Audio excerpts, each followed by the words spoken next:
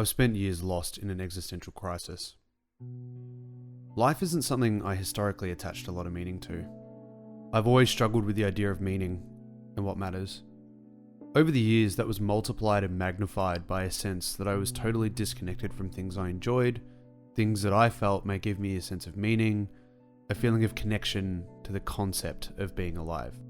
My work was in high school education, a teacher if I dropped the bullshit. Before that, I was an instrumental teacher, 13 years of moulding young minds, and I feel like it was a total waste. There's a lot to unpack there. A changed society, teenage brains rendered resistant and dismissive by the algorithm, multiple toxic workplaces. Those details are for another time, but I'm sure you're catching my drift on why I wasn't feeling too hot about it. Ultimately, the thought I finally settled on was that I had to stop the bleeding. I'd like to look at an excerpt from my journal, dated the 26th of November, 2024. I'd taken the first of 3 consecutive mental health days off work, and taken a walk down to my local cafe, bookshop, record store to write. I woke up yesterday, Monday morning. I didn't want to get out of bed, although that's hardly different to most days over the last decade. Something was different though. I was bone tired, and I could have sworn I was seeing everything in grey. I drive to work. An unusual amount of traffic and misty rain more than doubling my commute. The rain keeps everything in grayscale. At least, I think it's the rain. I usually cover up my exhaustion and hopelessness at work, but today I don't. I can't. I teach my first class. I sit at my desk in silence. I ignore my coworkers. I realize my students don't see me as a human being. I dissociate through a meeting. I drive home. I'm too depressed to engage in any hobbies or exercise, so I lie face down on the couch. I sleep. I wake up more exhausted than before I slept, as if my body's attempt at recovery was too arduous. I'm awake for an hour, but only in the sense that I'm conscious. I go to bed. I think I sleep. I'm not sure. I wake up exhausted. I realize I can't do this again. As you can probably tell, it wasn't going too great. I think a lot of this feeling really began to rear after I returned from some travelling overseas. When I returned, I noticed that when people asked me how my trip was, they'd always end it with, "You must feel so refreshed and recharged." Of course, I didn't. I felt resentful of the happiness of others. I'd experienced a version of my own life that was a little less complicated and a little happier, and on return to my actual life, I was resentful of anyone that looked happier than me. Anyone who wasn't rendered totally miserable by their job and the stresses in their lives. I remember this part isn't in the script, but it's just come to mind. I remember driving to my therapist's office. So this was just after I'd gotten back from overseas, and it was my first therapy session, like sort of after that month of travel. And I'm driving, it's a Friday afternoon. I'm driving over to his office, which is on the other side of town. And it's like a beautiful sunny Friday afternoon, and I'm miserable. I'm angry, and I am feeling like there is no hope, and I'm in this deep existential crisis, and I feel like every decision I've ever made is a mistake. And I'm driving, and I see this couple walking their dog. Now, they looked about my age. Because of the fact they were walking their dog, you could reasonably assume that they live in this nice inner city suburb where my therapist is located. It's a Friday afternoon around lunchtime, so you can reasonably assume that they're on like a lunch break from their work from home jobs. They look happy, they look healthy.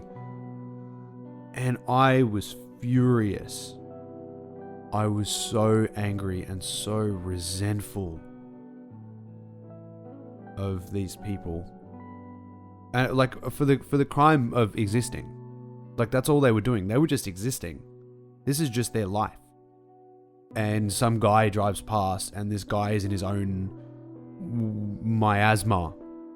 And because it came from this place of like, this place of jealousy, right? Like this deep, like the core of the resentment, and resentment as a concept is jealousy. You know, they say comparison is the thief of joy, and that's exactly what it was.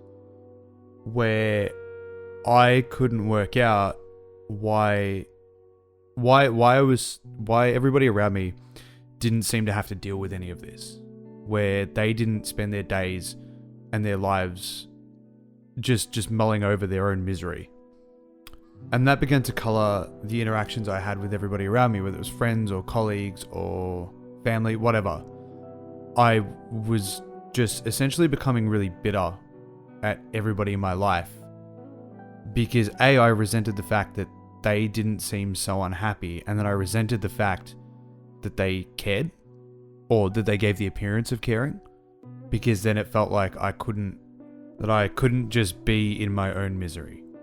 And so this random couple on the street, probably incredibly nice people who were just existing, they came to symbolize everything I thought was wrong in my own life and in the world around me, where it just felt unfair and that I couldn't understand why this was happening to me and why I felt this way. And so that violent resentment was just a really dark place to be. So that story takes place that's July 2024. The journal entry I read you earlier was in November 2024. So even that 5-6 months, however long that is way too long for these feelings to fester. And then you factor in that I had felt that way for, years. The resentment was just really getting to the surface by then, but it had clearly been underneath for a very long time. Alright, anyways, that's the story. Back to the pre-scripted misery. This for me marked a total regression. I had regressed into a younger version of myself that was constantly bitter and angry at the world. Someone who would lash out constantly and carry an underlying resentment. See, the background on my mental state isn't the happiest tale. I was diagnosed with clinical depression around 15 years ago, but I've been feeling the symptoms since around 11 years old. If I had to guess, I developed metacognition around the same time, so it's not a stretch to say that I've not actually experienced a world or internal life where I'm not chemically unbalanced in this way.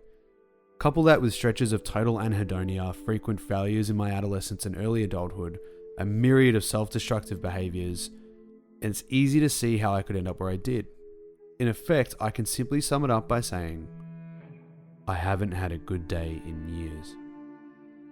It sounds like hyperbole, but I legitimately dug through archives, years of journal entries and voice memos and phone notes, and I could not find a single entry where I discussed feeling happy or fulfilled, or even content, whilst also being either sober or in an otherwise unaffected state of mind. Every entry had something, a constant reminder of how I felt.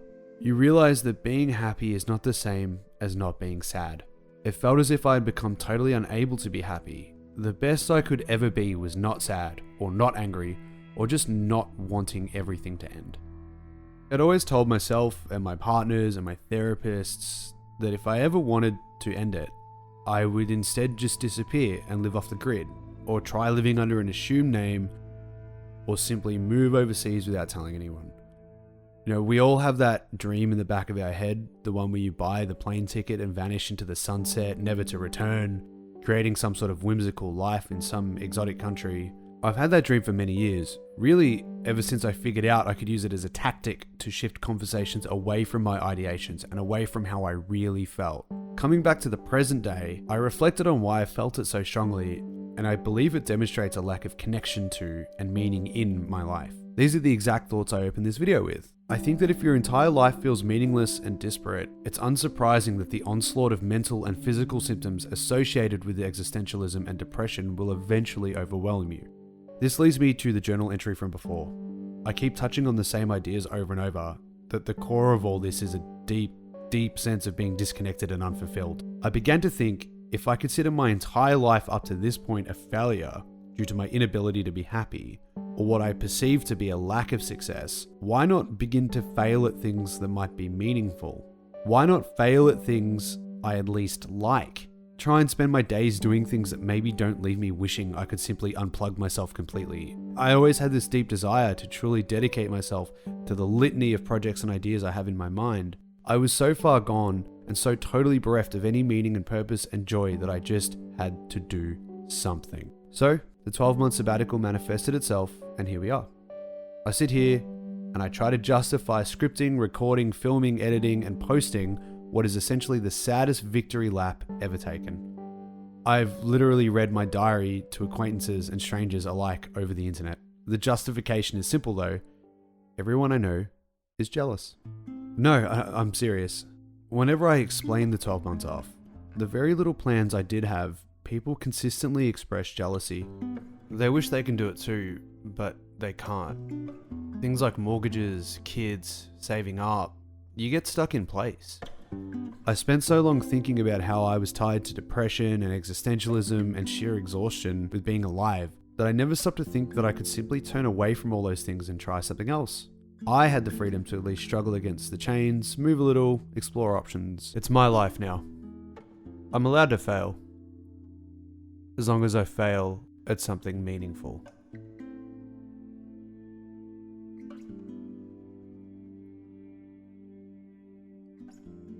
Thanks for watching. If you resonated with some of the topics discussed here, please seek help from a trained professional and put plans in motion to make changes in your life. You only get one go at it, you may as well enjoy it.